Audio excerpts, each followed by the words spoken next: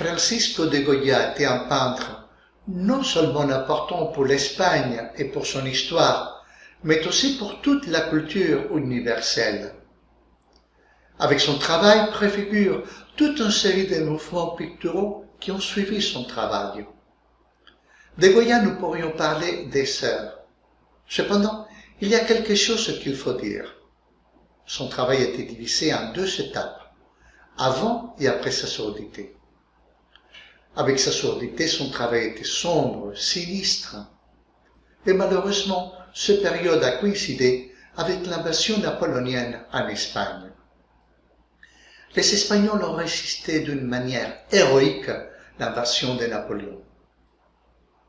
Et Goya était en première ligne pour laisser témoignage de la lutte acharnée de son peuple contre les Français.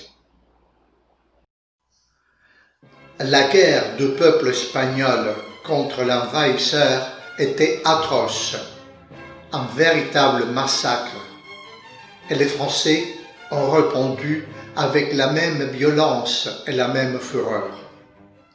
Cette lutte a été reflétée par Goya dans ses horreurs, croquis dans lesquels il documente de la manière la plus cruelle les horreurs de la guerre. Eh bien, derrière le palais royal, au palais d'Orient, comme on l'appelle aussi, il y a une avenue appelée Paseo de la Florida. Elle porte ce nom parce que les rois Charles III et Charles IV avaient une ferme appelée La Florida dans les environs.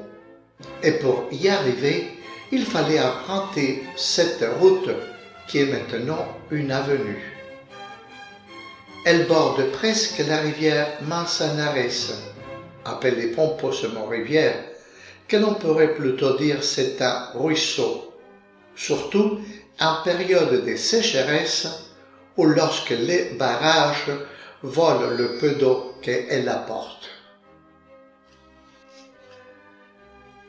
À un moment donné, sur le Paseo de la Florida, nous trouvons une petite église sur la droite qui porte le nom des ermites de Saint-Antoine. C'est le roi Charles IV qui a commandé la construction de cette petite ermite dans un style néoclassique si à la mode à cette époque. Et quoi de plus naturel que de la consacrer à Saint-Antoine, puisque dans les environs, on organise encore le très populaire festival de Saint-Antoine qui commence le 1er juin. Saint-Antoine est un des saints les plus vénérés à Madrid. Et on sait que les jeunes femmes sans petit ami ni mari vont naturellement se promener au festival et à l'ermite pour demander aux saints leur donner mari. Ce n'est pas pour rien que Saint-Antoine est connu comme entremetteur saint. L'église fut achevée en 1798 et le roi Charles demanda à Goya, peintre officiel de la cour qu'il était, de la décorer.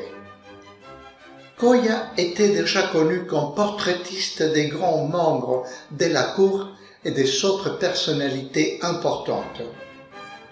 Il a réalisé de nombreux tableaux connus parmi lesquels les célèbres La Maja Vestida et La Maja Desnuda que l'on peut admirer au musée du Prado. On dit que les deux tableaux représentent la duchesse d'Alba du moment, 13e du titre, et dont le nom était Maria Teresa de Silva Álvarez de Toledo. Mais revenons à notre ermite de Saint-Antoine. Goya, qui jouissait encore de toutes ses capacités auditives, était au sommet de sa carrière, a fait une grande démonstration de ses connaissances picturales pour représenter une scène célèbre de la vie de Saint-Antoine de Padoue sur le dôme de la dite ermite. Alors que Saint-Antoine était à Padoue, il rêva que son père avait été injustement accusé de meurtre, et avec des singes, Saint Antoine s'envole pour Lisbonne, la ville dont il était originaire, pour aider son père innocent. Une foule entière se ressemble devant la tombe de l'assassiné. Un miracle, et avec le mort sortant de la tombe, Saint Antoine lui a demandé si son père avait été le meurtrier. Immédiatement le mort répondit « Non » et retourna dans sa tombe, excusant de cette manière le père de Saint Antoine. Cette scène était magnifiquement représentée par Goya, utilisant comme témoin des personnages de Madrid de la fin du XVIIIe siècle, des petits voleurs, des paysannes, des blanchisseuses qui venaient au Manzanares pour faire le travail, et les majas éternelles avec leurs belles mantillas en dentelle et leurs peignes. Les bouleversements de la guerre ont amené Goya à émigrer en France, où il mourut dans la ville de Bordeaux. Devant la ferveur des Madriliens pour les saints de l'ermite, en 1909, l'État espagnol a décidé de faire de l'immeuble un monument national. En 1919, ils ont ramené la dépouille mortelle de Goya depuis Bordeaux pour qu'il repose dans l'ermite où il a si bien travaillé. La foule était tellement importante pour voir venir les fresques et le propre tombeau de Goya que l'État, en 1928, a décidé de construire une réplique à côté, mais elle sert seulement pour le culte.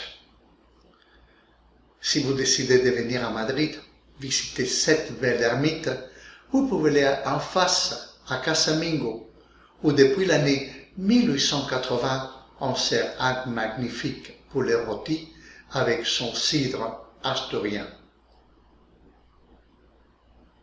C'est ainsi que je finis mon émission d'aujourd'hui. Si vous a plu, vous pouvez vous souscrire. Si vous ne l'avez pas encore fait, vous pouvez le dire à vos amis. Je vous remercie énormément pour le temps que vous me dédiez à mon travail et je vous dis comme d'habitude, à la prochaine.